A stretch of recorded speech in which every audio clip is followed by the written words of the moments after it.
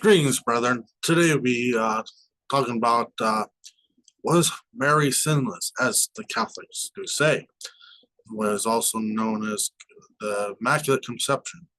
You know, people misunderstand the Immaculate Conception is not talking about the virgin birth, which yes, that's withheld in the doctrine, but um, it doesn't mean that Jesus wasn't born perfect. That's not what it's handling. It's what it's handling is that um, Mary was immune to the original sin. She was provided as the holy ark of the new covenant, that so the Savior, that she would not pass on the original sin, so the Savior could be sinless. That's what the Immaculate Conception is. So we'll discuss here um, Immaculate Conception. Catholics believe God made Mary free from the original sin. Also, they believe as long as she has been in existence, Mary has been totally free of sin. Catholics believe Mary was a type of the Ark of the Covenant and was worthy to carry the Son of God. As the Ark of the Lord in Moses' day carried the elements of the Old Covenant within it, the tables of the covenant, the Aaron's rod that buddeth, um, you know, so Mary carried the author of the new covenant within her. The Roman Catholic Church argues that the Immaculate Conception is necessary because without it, Jesus would have received his flesh from one who was herself a slave to sin.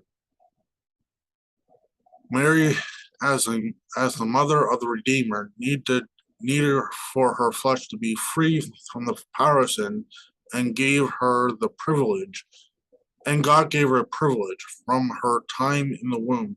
Mary was sanctified because of her special role in the bringing of the Son of God incarnate into the world. So that's what that says. So we'll discuss this. Is this true? Can we refute it? So they get this from Luke 1:42. Says, and she spake out with a loud voice and said, Blessed art thou among women, and blessed is the fruit of thy womb. But what does this mean? She was specially chosen. Yes, she was chosen amongst women, blessed among women. Why? Because she would give birth to the Savior, the Messiah. That's why she was chosen to give birth to the Savior. Luke 1:30, verses 30 to 31. And the angel said unto her, Fear not, Mary, for thou hast found favor with God. So she found favor or grace with God, and behold, thou shalt conceive in thy womb and bring forth a son, and shalt call his name Jesus.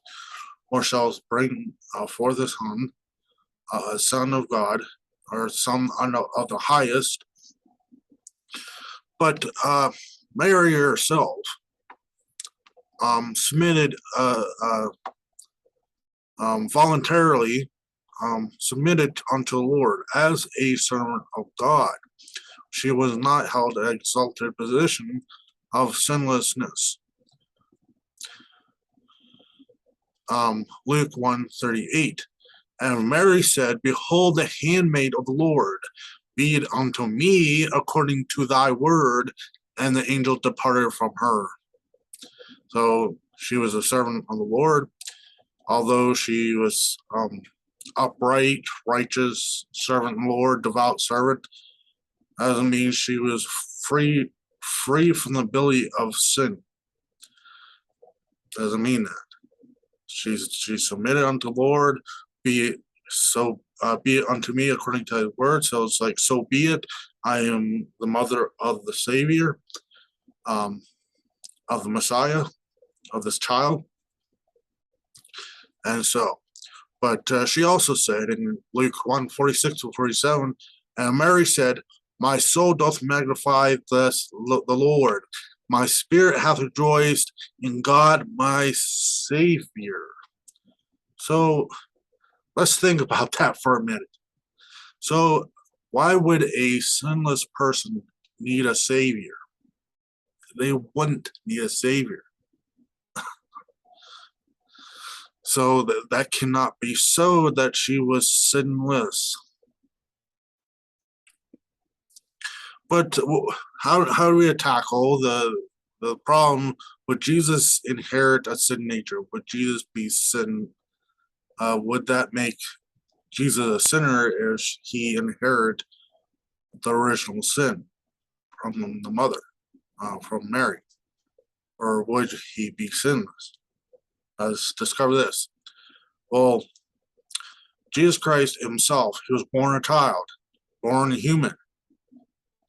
His humanity was born as a child, human frailty just like us. He grew as a child. He what did I say? He was born a child. He grew as a child.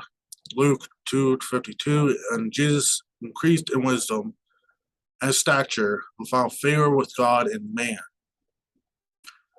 Now, this could be complicated. You could complicate this. Would that make Jesus not God? No, he grew up in human wisdom and stature as a child. This is just he grew up as a child, a human, to know what it is like to be a human. And he grew up, and he found himself as a human and felt the human condition and frailty. Hebrews 4:15.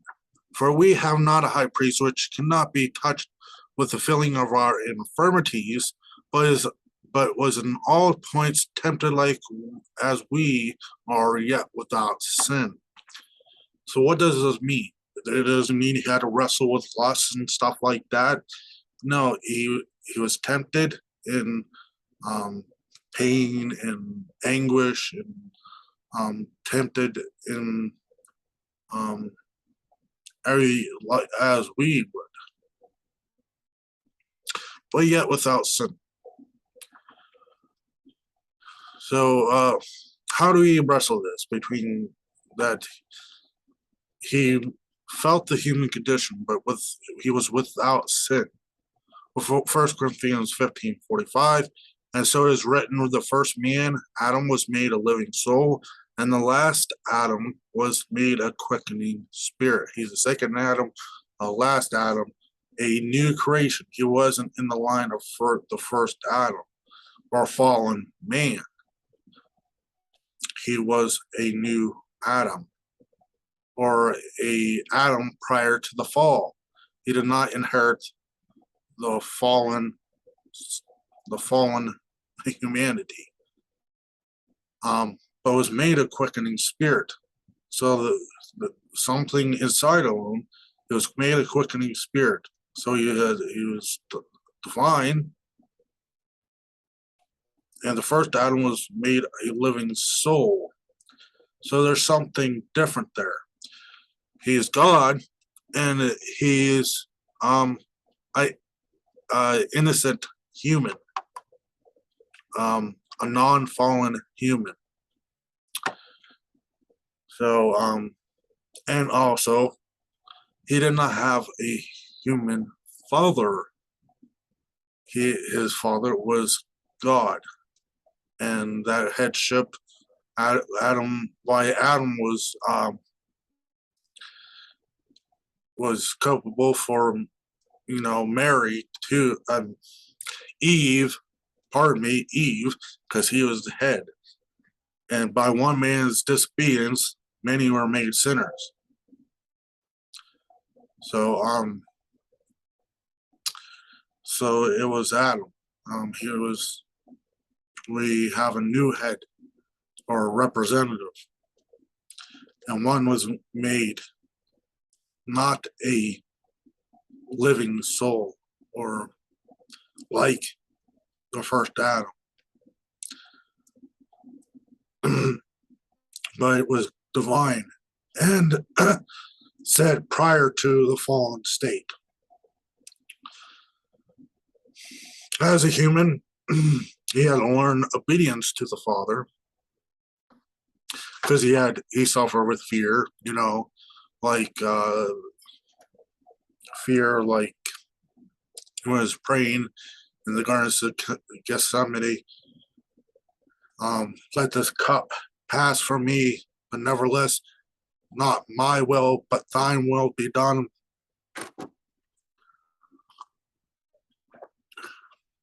So he had to learn obedience, even obedience unto the death of the cross. Philippians 2:8. And being found in fashion as a man, he humbled himself and became obedient unto death, even to the death of the cross. So he didn't inherit the sin nature because he was not made after the fallen state of man. And Mary said God was her savior, and if she was sinless, not to be able to sin, then why would she need a savior? So she wasn't sinless, but a devout follower of God. So that's what we have. We are refuted immaculate conception. She was a sinner, but a devout servant of God who needed a savior.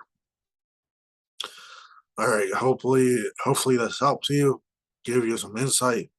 We'll see you next time. Thank you and take care.